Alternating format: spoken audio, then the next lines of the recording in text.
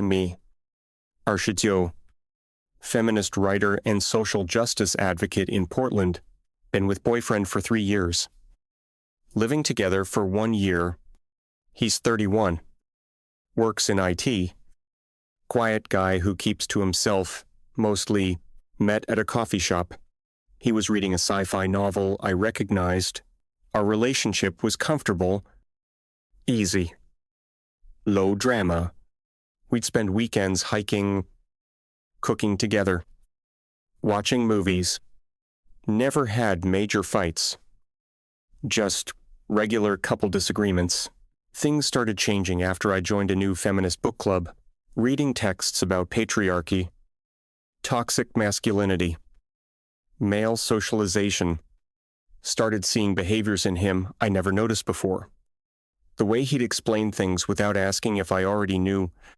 How he'd suggest solutions instead of just listening. His preference for logic over emotional expression, all signs of problematic male conditioning, brought up concerns during dinner one night. I've been noticing some patterns in how you communicate, patterns that reflect toxic masculine socialization. He looked up from his pasta. Confused. What do you mean? Like how you always try to fix problems instead of just hearing me? Or how you dismiss emotional responses as overreacting? He put down his fork. I don't think I dismiss your emotions. I'm just trying to help when you're upset. Shook my head. This was exactly the problem. That's mansplaining. Assuming I need your solutions. Instead of creating space for my feelings, he went quiet. Clearly didn't know how to respond. Started pointing out more issues over next few weeks. How he dominated conversations with his interests.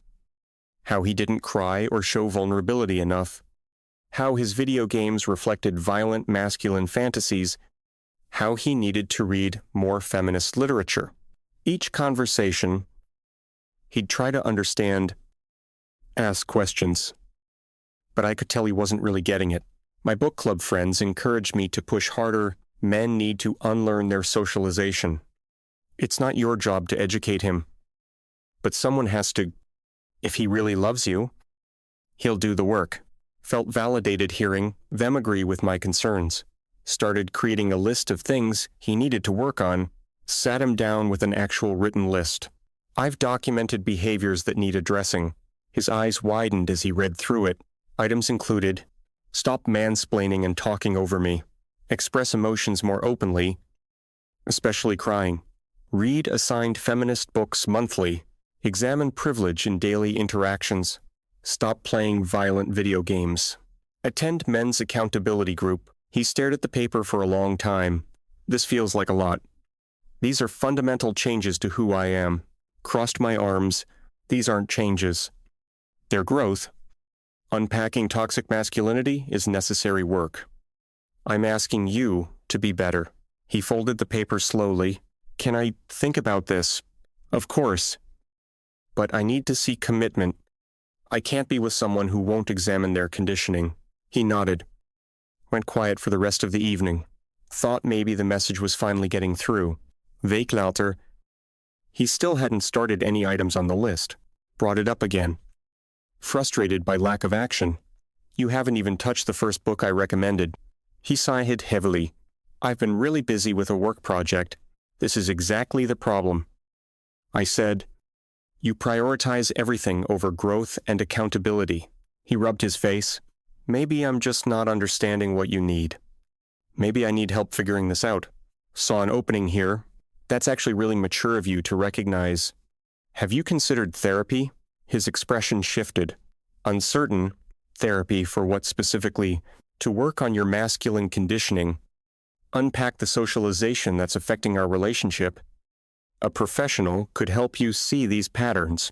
He was quiet for a moment. You think I need therapy to fix myself? Chose words carefully.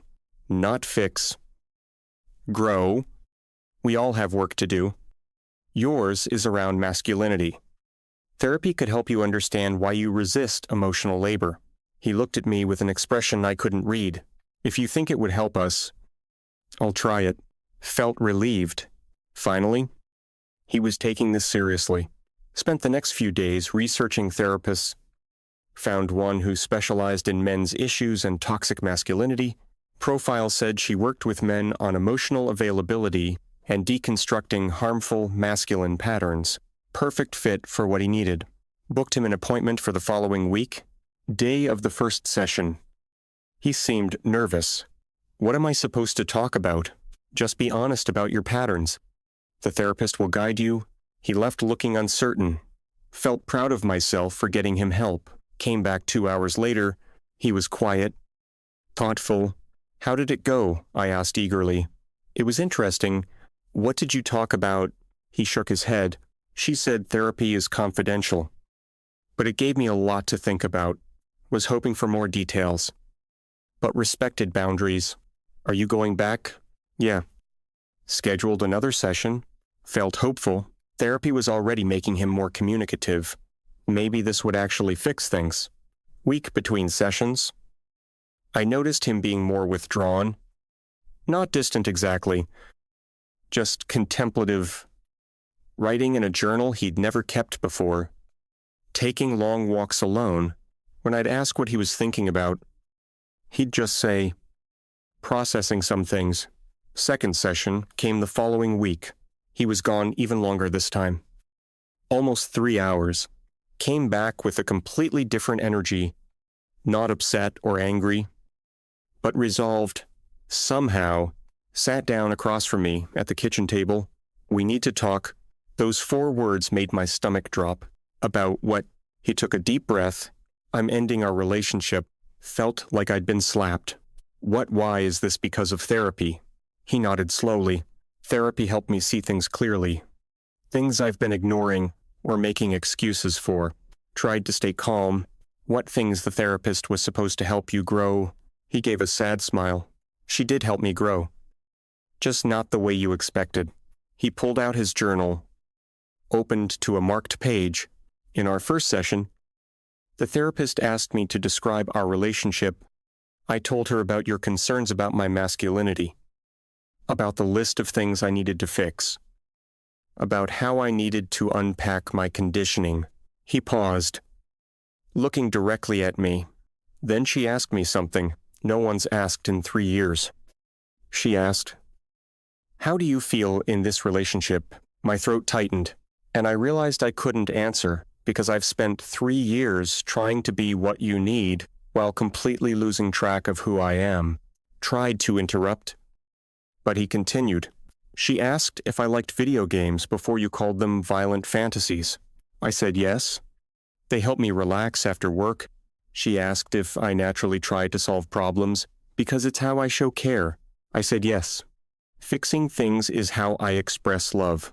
She asked if I felt accepted for who I am. His voice cracked slightly, and I couldn't say yes. Tears started forming in my eyes. But I was trying to help you be better.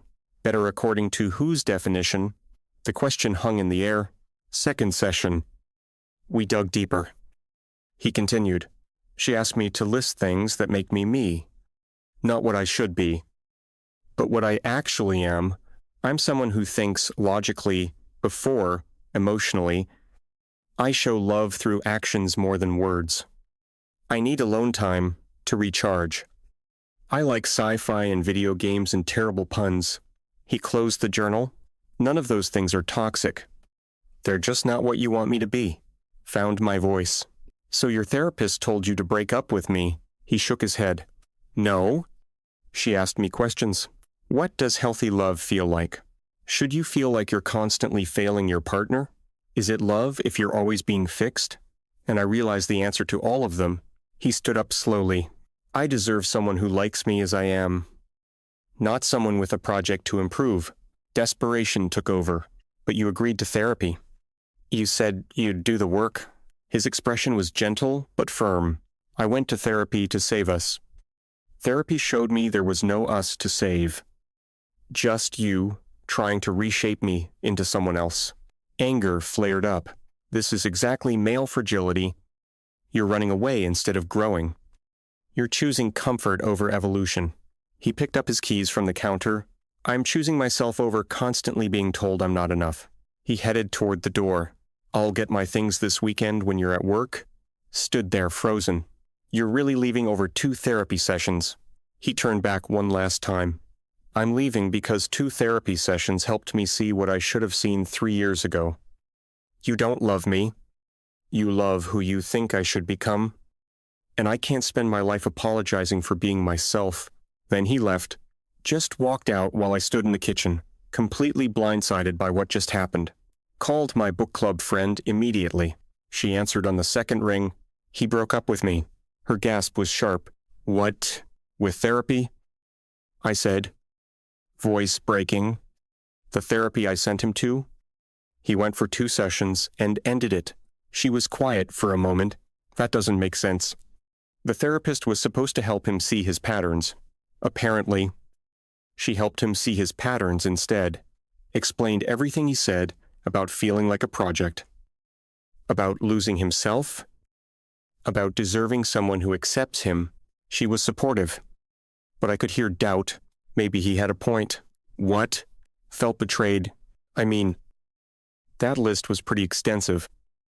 And you were documenting his behaviors. That's not really partnership. Hung up feeling even more confused.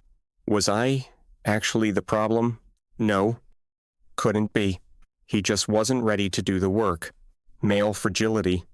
One overgrowth. Posted about it on a feminist forum that night. Partner refused to unpack toxic masculinity. Ended relationship. Expected solidarity and support. Some comments were validating. Men always run when confronted with their privilege. He chose patriarchy over growth, but other comments surprised me. Did he actually display toxic behaviors or just male traits? There's a difference between abuse and just being male. Sending a partner to therapy to change them is controlling. Maybe you weren't compatible. Not that he was toxic. These comments made me angry. Started arguing in threads. Defending my concerns as legitimate, but doubt kept creeping in. Weg lauter? He came for his things while I was supposedly at work. But I called in sick. Wanted to see him. Watch from the bedroom as he packed his stuff. Moving efficiently? No hesitation. He looked lighter somehow. Less burdened than I'd seen him in months. He noticed me watching from the doorway. Hey. Thought you'd be at work? Wanted to see you. I admitted. He nodded. Continued packing. Can I ask you something? He paused. Was I really that bad? He sat on the edge of the couch. You weren't bad. But you made me feel like I was. Every day I woke up feeling inadequate. Like my natural way of being was wrong. Tears started falling. I just wanted you to be better. Better for you. Not better for me. The distinction hurt. What did the therapist actually say? I asked. He considered whether to answer. She said something that stuck with me. She said, love accepts. Control changes. And I had to ask myself what we had. My chest ached. But growth requires change. He shook his head. Growth comes from within. You can't force someone to grow in directions they don't want. That's just manipulation, disguised as care. Wanted to argue, but the words wouldn't come. He finished packing in silence. Before leaving, he stopped. I hope you find someone who wants to be your project, because I deserve to be someone's person.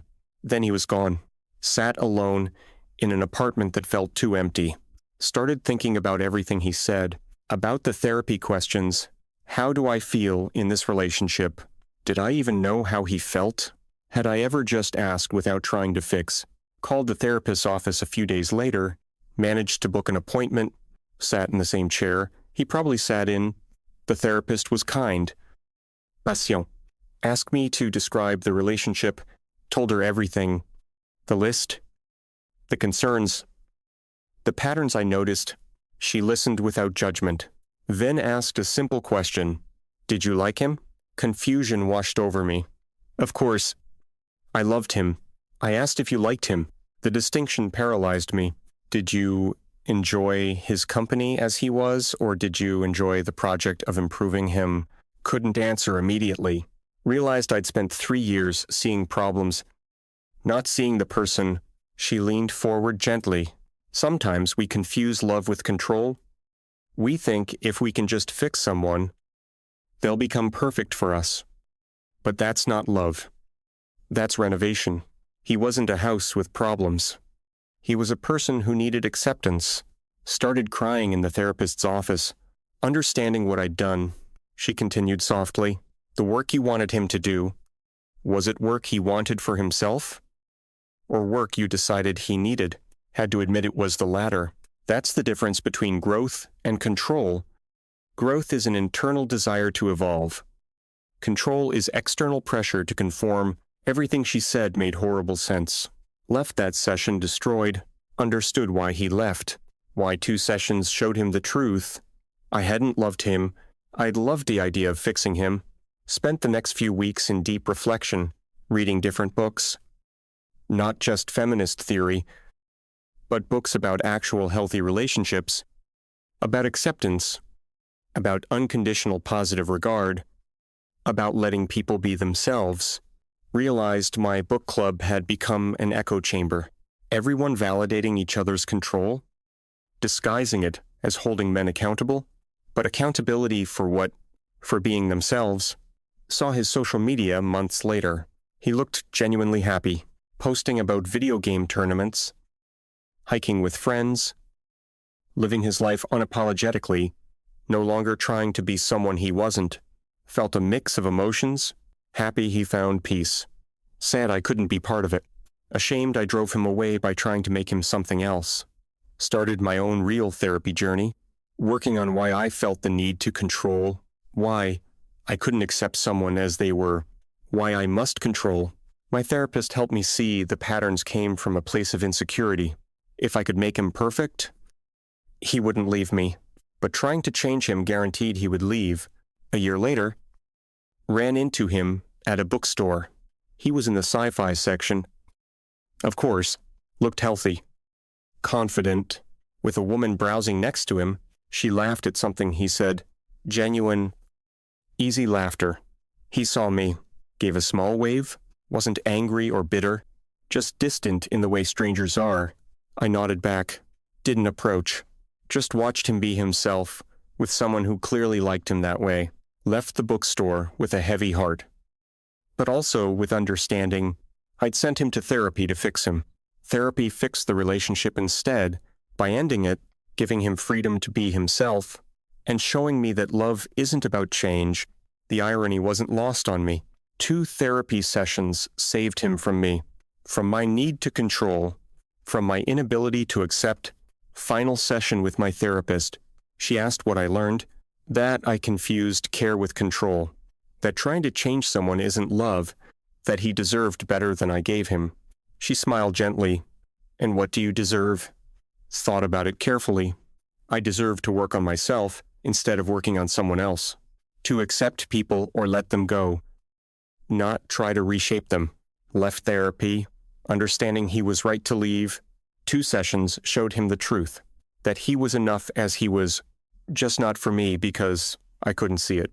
The relationship ended not because he wouldn't do the work, but because I made him feel like being himself was the problem, when really, my inability to accept him was the actual issue all along. Sometimes therapy fixes the person, sometimes it fixes the situation by showing them they need to leave. That's what happened with us. 2 sessions of clarity versus 3 years of trying to change. He chose clarity, and I don't blame him anymore. Months passed, seasons changed, and I started to feel something I hadn't felt in years. Peace. No one to critic, no one to fix. Just me and the quiet, and for the first time, the quiet didn't feel like punishment. Started journaling, not about others, but about myself, about the need to control, the fear beneath it, about how much energy I spent proving my ideology instead of feeling love. Realized most of my activism wasn't about equality. It was about fear. Fear of being powerless. Invisible? Dependent. Fear of being hurt like my mother was. So I built armor out of theory and rhetoric. But armor doesn't let love in either. Therapy became my mirror. Each session peeling off another layer of defensiveness. One day the therapist asked, "When was the last time you felt safe being feminine?" Had no answer. Couldn't even define what feminine meant anymore. Years of framing softness as weakness left me numb to my own tenderness. Started noticing little moments that used to annoy me. Men holding doors open, people offering help. Instead of seeing oppression, I started seeing kindness, and how sad it was that I once rejected it out of principle. Learned that equality doesn't mean sameness. It means respect for differences, and respect requires acceptance, not correction. Stopped attending the book club. Their conversations felt heavy, repetitive, same ultraje, same recycled anger. And I was just tired. Tired of fighting shadows that looked like people. Started volunteering at a youth center, helping young women build confidence without tearing anyone down. Felt more empowering than any protest ever did. Sometimes I still think about him. The way he listened even when I was cruel, the way he tried quietly, earnestly, until trying wasn't enough. He wasn't the villain I painted him to be. He was a mirror I didn't want to look into because he reflected everything I refused to accept. Acceptance. That word used to sound like surrender. Now it feels like freedom. Freedom to let others exist without demanding they become extensions of me. Years later, I ran into one of my old book club friends at a cafe. She asked, "Still dating men brave enough to be fixed?" I laughed softly. "No, just people brave enough to be themselves." She rolled her eyes, said I'd gone soft. Maybe she's right. Maybe softness is exactly what I needed because harshness never healed me. It just made me feel righteous and alone. Met someone new eventually. Not a grand love story, just something gentle. He listens, but not to appease me. He speaks, but not to dominate. We disagree sometimes, but no one tries to rewrite the other. It's quiet, and that quiet feels like home. Sometimes he plays video games, and instead of lecturing, I sit beside him, ask what he's playing. He explains the story, the mechanics. I listen, not to correct, but to understand, and I realize this is what I wanted all along. Connection, not control. Love, not lessons. One night, he asked if I believed in soulmates. I said, no, but I believe in timing. He smiled and said, then maybe I met you at the right time. When you stop trying to fix people, it hit deeper than he knew, because maybe all love really asks for is room to be imperfect, to be human. Sometimes I still dream about my ex. In those dreams, he's just walking away. No anger, no sadness, just peace. I wake up and smile, because I finally understand letting go wasn't losing. It was freeing both of us to grow separately. He found himself. I found humility. 2 therapy sessions gave him clarity, and a lifetime of reflection gave me understanding. Now, when I write, I don't write manifestos. I write stories about people, about learning to love without conquering, about how sometimes feminism meant fighting men, when what we really needed was learning to stop fighting ourselves. Acceptance isn't the end of progress. It's where progress finally starts. Because love doesn't need rules or lists. It just needs space. And I finally learned that fixing someone doesn't heal you, but forgiving yourself might